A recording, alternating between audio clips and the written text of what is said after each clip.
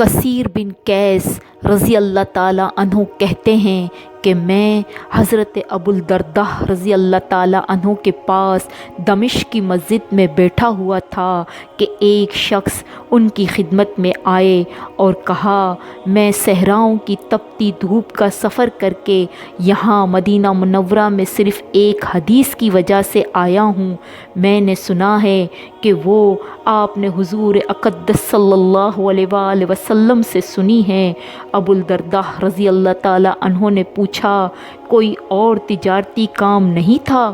انہوں نے کہا نہیں۔ ابو الدرداء رضی اللہ تعالیٰ عنہ نے پھر پوچھا کہ کوئی دوسری غرض نہ تھی؟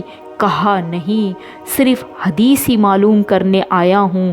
ابو الدرداء رضی اللہ تعالیٰ عنہ نے فرمایا کہ میں نے حضور صلی اللہ علیہ وآلہ وسلم سے سنا ہے کہ جو شخص کوئی راستہ علم حاصل کرنے کے لیے چلتا ہے، حق تعالی شانہ اس کے لیے جنت کا راستہ سہل فرما دیتے ہیں، اور فرشتے اپنے پر طالب علم کی خوشنودی کے واسطے بچھا دیتے ہیں، حتیٰ کہ سمندر کی مچھلیاں بھی طالب علم کے لیے استغفار کرتی ہے، اور آسمانوں پر اڑتے یہ پرندے اس کے لیے دعا کرتے ہیں۔